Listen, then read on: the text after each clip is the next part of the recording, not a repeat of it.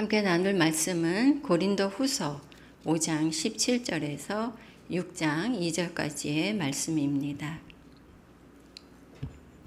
고린도 후서 5장 17절에서 6장 2절 말씀 한 절씩 교독하시고 6장 2절을 함께 읽겠습니다. 그런즉 누구든지 그리스도 안에 있으면 새로운 피조물이라. 이전 것은 지나갔으니 보라 새 것이 되었도다. 모든 것이 하나님께로서 났으며 그가 그리스도로 말미암아 우리를 자기와 화목하게 하시고 또 우리에게 화목하게 하는 직분을 주셨으니 곧 하나님께서 그리스도 안에 계시사 세상을 자기와 화목하게 하시며 그들의 죄를 그들에게 돌리지 아니하시고 화목하게 하는 말씀을 우리에게 부탁하셨느니라. 그러므로 우리가 그리스도를 대신하여 사신이 되어 하나님이 우리를 통하여 너희를 권면하시는 것 같이 그리스도를 대신하여 간청하노니 너희는 하나님과 화목하라. 하나님이 죄를 알지도 못하신 이를 우리를 대신하여 죄로 삼으신 것은 우리로 하여금 그 안에서 하나님의 의가 되게 하려 하심이라. 우리가 하나님과 함께 일하는 자로서 너희를 권하노니 하나님의 은혜를 헛되이 받지 말라. 함께 읽겠습니다. 이르시되 내가 은혜 베풀 때에 너에게 듣고 구원의 날에 너를 도왔다 하셨으니 보라 지금은 은혜 받을 만한 때요 보라 지금은 구원의 날이로다. 오늘 함께 나누려는 말씀의 제목은 새로운 피조물에 주어진 변화입니다.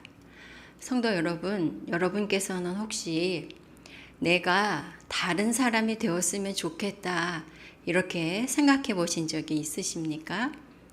지금 이런 나와는 전혀 다른 그런 새로운 존재가 됐으면 좋겠다 하는 그런 생각입니다.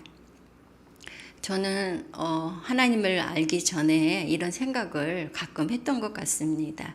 엄마한테 야단을 맞거나 저 자신에게 실망하면 내가 좀 지금의 나와는 다른 그런 사람이 됐으면 좋겠다 이런 생각을 종종 했던 것 같습니다. 그런데 여러분 그 대답이 오늘 본문 성경에 있습니다. 성경은 누구든지 그리스도 안에 있으면 새로운 피조물이라고 말씀합니다. 예수님을 믿고 예수님과 연합할 때 우리는 새로운 피조물이 됩니다. 새로운 피조물이란 아담의 후손, 즉 타락한 존재와는 다른 하나님께서 새롭게 창조하시는 사람을 일컫습니다. 그러므로 새로운 피조물은 이전 것은 지나가고 새 것이 된 존재입니다.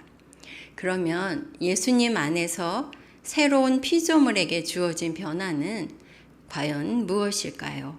오늘 본문을 통해 새로운 피조물의 변화를 묵상하고 새로운 피조물로서 살아가는 성도가 되고자 합니다. 새로운 피조물에 주어진 변화, 그 첫째는 하나님과 화목한 새로운 신분입니다. 새로운 피조물이 된 우리는 하나님과 화목하게 되었습니다. 18절 상반절 말씀입니다. 모든 것이 하나님께로서 났으며 그가 그리스도로 말미암아 우리를 자기와 화목하게 하시고. 여기서 새로운 피조물이라고 하면 우리는 그 새로운 피조물에 많은 것을 기대할 수 있겠습니다. 여러분은 어떤 것이 기대가 되십니까? 이전보다 더 건강해지거나 더 지혜로워지거나 더 능력이 있거나 이런 새로운 피조물을 우리가 기대할 수 있겠죠. 그런데 하나님께서는 가장 먼저 하시는 말씀이 이 새로운 피조물을 가르쳐서 하나님과 우리 사이에 화목에 관해서 말씀하십니다. 왜냐하면 우리에게 가장 중요한 문제요, 또 새로운 피조물의 그 핵심이 되는 것이 바로 하나님과 우리 사이의 화목이기 때문이죠. 이전에 타락한 우리는 허물과 죄로 하나님과 단절되었고 하나님과 원수된, 하나님과 불화한 관계였습니다. 그런데 하나님 편에서 우리가 하나님과 화목할 수 있도록 일하셨습니다. 우리가 하나님과의 화목을 깨트렸던 그 문제를, 그러니까 하나님과 우리의 화목을 깨트린 건 우리이고, 그랬던 그 문제를 하나님 편에서 제거하시는 것입니다. 21절 말씀입니다. 하나님이 죄를 알지도 못하신 이를 우리를 대신하여 죄로 삼으신 것은 우리로 하여금 그 안에서 하나님의 의가 되게 하려 하심이라. 죄가 없으신 예수 그리스도를 죄인인 우리를 대신해서 속죄의 제물로 삼으셨죠. 그리고 우리의 죄값을 모두 지불하셨습니다. 우리의 죄 때문에 깨어진 하나님과의 그 관계를 회복하기 위해 하나님께서는 예수님으로 말미암아 우리의 죄의 값을 지불하고 우리를 의롭게 하신 것입니다. 그래서 19절 상반절 말씀은 이렇게 얘기합니다. 곧 하나님께서 그리스도 안에 계시사 세상을 자기와 화목하게 하시며 그들의 죄를 그들에게 돌리지 아니하시고. 성도 여러분, 직장에 한 사람만 불편한 관계를 가진 사람이 있어도 직장에 가기 싫습니다.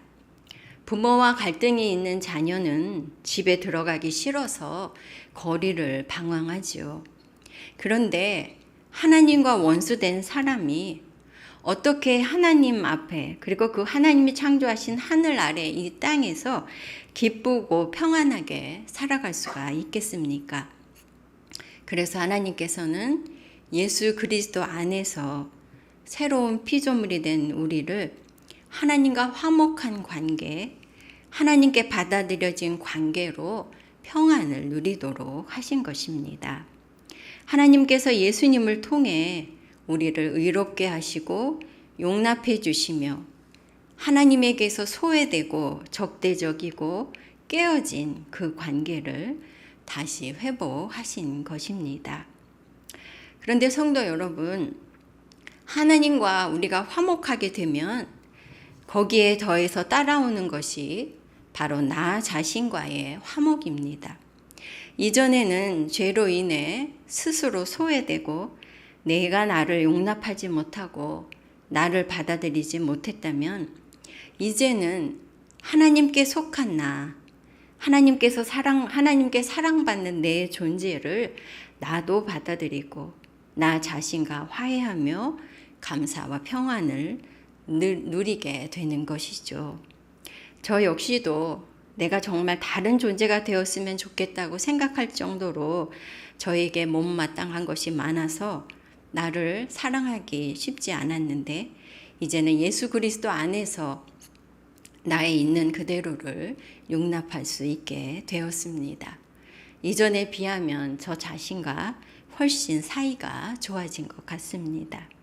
성도 여러분, 예수 그리스도 안에서 새로운 피조물이 된 우리는 하나님을 등지고 하나님과 단절되었던 존재에서 예수 그리스도로 인해 의롭게 되어 하나님의 사랑받는 자녀요, 하나님과 따뜻한 관계가 되었습니다. 하나님께 용서받고 하나님과 거리낌이 없는 화목한 관계가 주는 그런 참 기쁨을 누리는 그런 행복한 성도가 되시기 바랍니다. 새로운 피조물에 주어진 변화는 하나님과 화목한 새로운 신분이 되었다고 했습니다. 둘째는 회복하게 하는, 화목하게 하는 새로운 직분입니다. 새로운 피조물이 된 우리에게 하나님께서는 화목하게 하는 직분을 주셨습니다. 인간의 타락은 하나님과 원수가 되었을 뿐 아니라 사람들과의 관계도 단절을 가져왔습니다.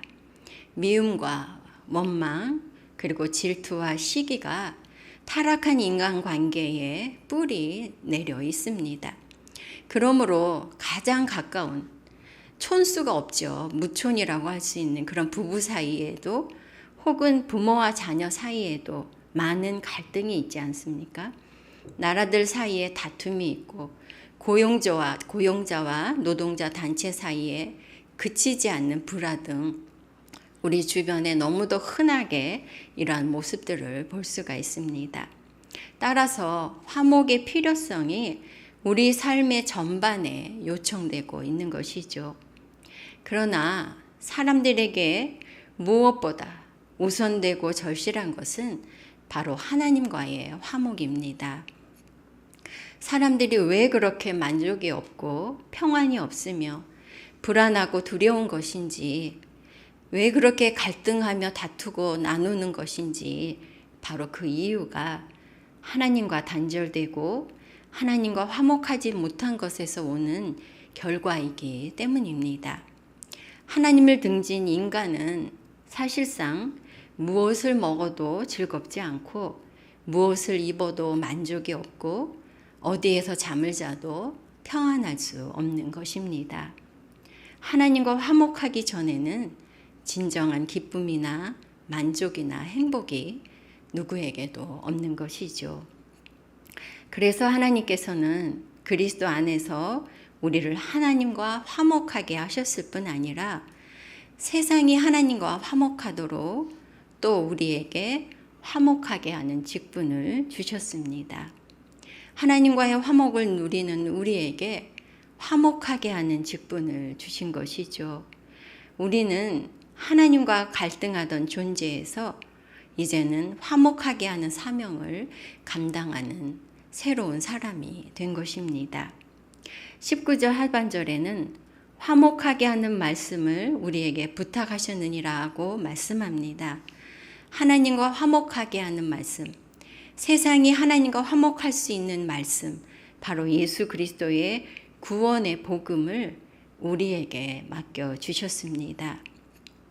이기적이고 자아중심적이고 희생하지 않는 우리에게 하나님과의 화목을 맛보게 하시고 나아가 세상을 하나님과 화목하게 하도록 부탁하시는 것입니다. 20절 말씀입니다. 그러므로 우리가 그리스도를 대신하여 사신이 되어 하나님이 우리를 통하여 너희를 권면하시는 것 같이 그리스도를 대신하여 간청하노니 너희는 하나님과 화목하라. 죄인들을 하나님과 화목하게 하는 일은 예수님께서 우리를 위해 하신 사역입니다. 하나님과의 완전한 화목을 경험하셨고 또 하나님과의 단절의 그 고통을 경험하신 분이 바로 예수님이시죠. 그렇기 때문에 예수님이야말로 우리에게 하나님과의 화목이 얼마나 필요한가를 가장 잘 아시는 분입니다. 그래서 그분께서 누구보다 우리를 하나님과 화목하게 하는 일에 열심을 내셨습니다. 그리고 예수님을 대신하는 화목해 하는 이 직분을 우리에게 주셨습니다. 그러므로 이 직분은 영광스러운 직분일 뿐 아니라 그리스도를 대신하여 사람들에게 간청하는 것이죠.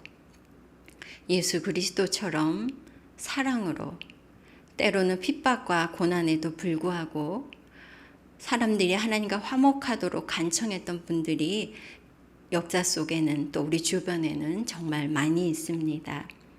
우리 역시 복음을 거절하고 심지어 우리를 무시하고 외면하는 사람들을 위해서도 하나님과 화목하게 하도록 그들에게 간청하는 사명을 주신 것입니다. 성도 여러분, 하나님께서는 하나님과의 화목을 누리는 우리에게 또한 화목하게 하는 직분을 주셨습니다. 세상을 하나님과 화목하게 하는 그 말씀을 맡겨주셨습니다. 우리에게 주신 화목하게 하는 이 직분, 예수님을 대신하는 이 직분을 영광스럽게 여기고 그리고 예수님을 대신해서 사람들을 간청하는 그런 성도가 되시기 바랍니다. 새로운 피조물에 주어진 변화는 우리에게 하나님과 화목한 새로운 신분이 주어졌고요. 또 화목하게 하는 새로운 직분이 주어졌습니다. 그리고 셋째로는 하나님의 은혜에 응답하는 새로운 태도입니다. 새로운 피조물인 우리에게 하나님께서는 하나님의 이 놀라운 은혜에 합당하게 반응하기를 원하십니다. 6장 1절 2절 말씀을 한번 같이 읽어보겠습니다. 우리가 하나님과 함께 일하는 자로서 너희를 권하노니 하나님의 은혜를 헛되이 받지 말라. 이르시되 내가 은혜 베풀 때에 너에게 듣고 구원의 날에 너를 도왔다 하셨으니 보라 지금은 은혜 받을 만한 때요 보라 지금은 구원의 날이로다. 제임스 댄이라고 하는 신학자는 우리가 새로운 피조물로서 하나님과 화목하고 또 화목하게 하는 직분을 받은 것은 완료된 사역이며 우리 바깥에서 이루어진 사역이다라고 말했습니다. 그러니까 이미 완성된 일이고 전적으로 하나님께서 하신 일이라는 것이죠. 그러면 이제 우리의 역할은 무엇일까요? 그것은 하나님께서 하신 이 일을 우리가 누리고 참여하는 것입니다. 하나님께서 잔치를 베푸셨으니 사람들을 불러 함께 잔치에 참여해서 먹고 즐거워하는 것이지요. 오늘 본문에서 하나님의 은혜를 헛되이 받지 말라는 말씀은 전적인 하나님의 은혜를 그것이 아무것도 아닌 것처럼 그렇게 취급하지 말라는 말씀입니다. 또한 보라 지금은 은혜 받을 만한 때요 보라 지금은 구원의 날이라고 말씀하십니다. 하나님의 은혜를 원하지 않는 성도는 없지요. 우리는 다 하나님의 은혜를 원하고 또 그 하나님의 은혜를 필요로 합니다. 그런데 그 하나님의 은혜를 받는 것에 있어서 그 긴급성에는 차이가 있는 것 같습니다. 지금 그 은혜를 누리기 원하고 그 은혜 안에 거하느냐 아니면 그 은혜를 받기는 원하지만 다음으로 미루느냐 하는 것입니다. 그러나 하나님께서는 하나님과의 화목을 바로 지금 누리라고 하십니다. 화목하게 하는 직분을 지금 감당하라고 말씀하십니다. 왜냐하면 하나님의 이 큰 은혜를 다음으로 미룰 때 그 은혜의 때가 지나갈 위험이 있기 때문입니다. 성도 여러분, 우리를 새로운 피조물이 되게 하셔서 하나님과 화목하게 하신 그 하나님의 은혜를 가볍게 여기지 마시기 바랍니다. 화목하게 하는 직분을 등한히 하지 마시기 바랍니다. 그리고 하나님과의 화목을 바로 지금 누리고 화목하게 하는 사명을 지금 힘쓰기 바랍니다. 하나님의 은혜에 적극적으로 참여하고 나중이 아니라 바로 지금 하나님의 은혜를 누리는 그런 성도가 되시기 바랍니다. 말씀을 마무리하겠습니다. 누구든지 그리스도 안에 있으면 새로운 피조물입니다. 이전 것은 지나가고 새 것이 되었습니다. 새로운 피조물에 주어진 변화는 첫째, 하나님과 화목한 새로운 신분입니다. 둘째, 화목하게 하는 새로운 직분입니다. 그리고 셋째, 하나님의 은혜를 지금 적극적으로 누리는 새로운 태도입니다. 새로운 신분과 또 새로운 직분과 새로운 태도로 새로운 피조물로서의 삶을 기쁘게 누리는 저와 여러분 되시기 바랍니다. 아멘. 주신 말씀을 기억하면서 우리가 기도의 자리로 나아가겠습니다. 먼저 기도하는 마음으로 이 찬양 올려드리고 기도하겠습니다.